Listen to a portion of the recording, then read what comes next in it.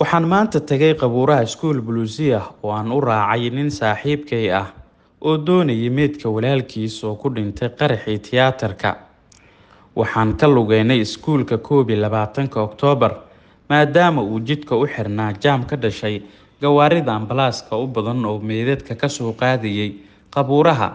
Intii aan sii lugeynayay waxa aan jidka ku sii arkay dad wada barooranaya oo sali ku wada meydadka waalidkood, walaalahood iyo awlaadooda.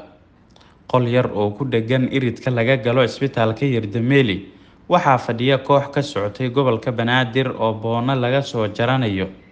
Sandaqada ka soo horjeedana isbitaalka waxaa hortuban wariyaal kaamirooyinka sita oo loo diiday in ay qabuuraha galaan. Iridka dambe ee lagu wareejiyay qabuuraha waxaa ku jiran gaari cabdibila askar tobaneeye ah oo dadka handadaysa ayaa saaran gaariga.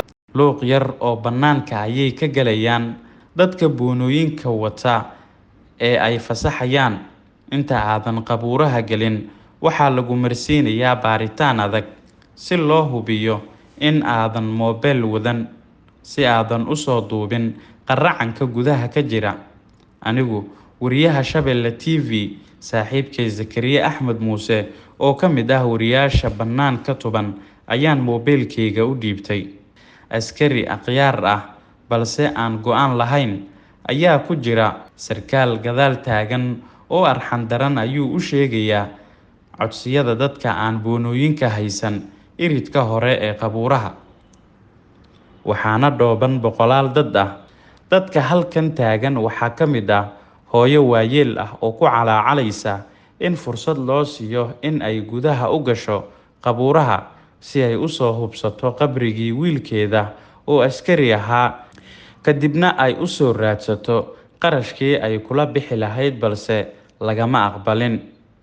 Qabuuraha ayaan gudaha u galnay waxaana nagu soo kala orday xoogsato badila sita oo u tartamaya in ay qabriyada noo faagaan iyo darawalada gawaarida ambalaaska ah oo u soo shaqo tagay in ay maanta halkan ka shaqaystaan. Xoogsade iyo ambalaas kasta ma geli karaan ee kuwan waxaa keensaday gobolka Banaadir. Qiimuhuna ma go'na balse faagista qabriga celcelis ahaan waa $70. Waxaan dul tagnay qabuurihii. Dhinac kasta qabriga laga faagayo ayaa iiga muuqday. Ehladii ayaa dul taagan, tiro ma leh.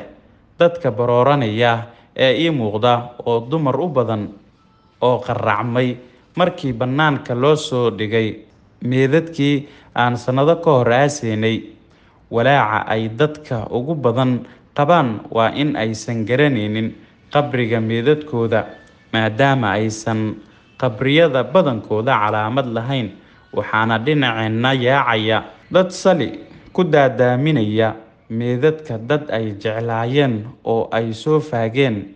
Waxaa la yaab leh in ehlada qaar loo soo saaray meedadkii oo sidiisii ah, qaarna ay qolfooftii kaliya u tageen qabriga. Qoysas badan waxaa caawa u yaala murugo iyo qaracan. Waalid iyo walaal ay sanado ka hor duugeen oo maanta lagu qasbay lacagna looga qaatay inay soo bixiyaan.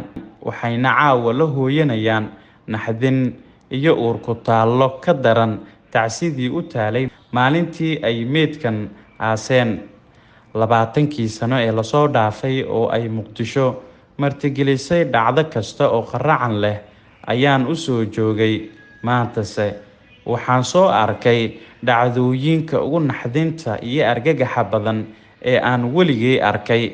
Waxaana la yaab iyo ama kaag leh in amarkaasi ka soo baxay dowladda Soomaaliya oo ay u fadwoodeen wadaado calooshood u shaqaystayaal ah. Wasiir Axmed Macalin Fiqi wuxuu ka run sheegay markii dowladdii madaxweyne Xasan Sheekh Maxamuud ku tilmaamay anyax dalka ku habsaday. Eebbahay naga dulqaado ayuu ku soo gabagabeeyay qoraalkan uu soo dhigay bartiisa Facebook. Xuseen Sabriye.